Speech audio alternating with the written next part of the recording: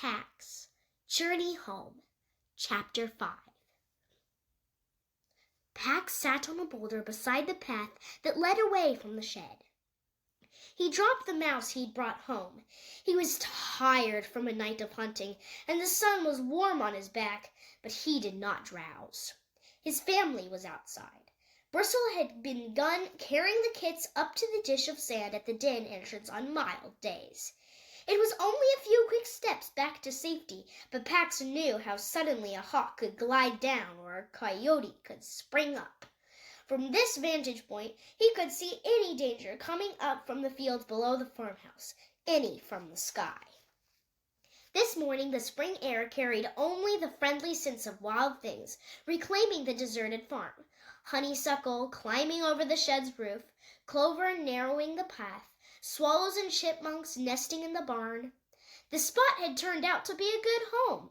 But the broad valley they'd come from had also been good, but warsick humans had invaded and brought fire and chaos. This deserted farm, and the deserted farms all around, were better, because there were no humans at all. Pax turned to watch the kits. Their movements perplexed him, staggering around, collapsing without warning, springing up in unpredictable hops, but he was drawn to them. He could tell them apart now, even from a distance. The largest, one of the males, moved like a bear cub. He would patrol the perimeter of the play area full of bravado, then lumber back to his mother. The smallest fox was a dog fox also. Skittish and hesitant, he darted under the step at the slightest noise or shadow. The third kit, the female, always began marching off the sand and into the new meadow grass as soon as she emerged from the den. The tiny vixen carried her tail upright and her ears pricked determinedly forward. Now Pax watched her, back out from the pile, nursing at Bristle's belly. She blinked in the sunshine and sniffed every direction, as if trying to decide which scent to follow, then headed down the path. Bristle rose, caught her daughter by the scruff off the neck, and deposited her back on the sand, then lay down. Immediately, the two dog foxes clambered back over to their mother, and immediately the little vixen toddled back out.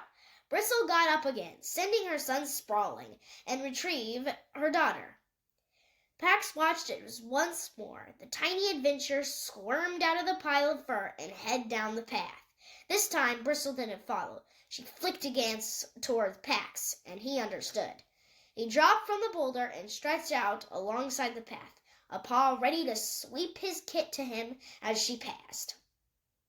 She stopped once, twice, 3 times to investigate. A worm, an acorn, a falling feather, but each time she lifted her head after a second and began to totter down the path again.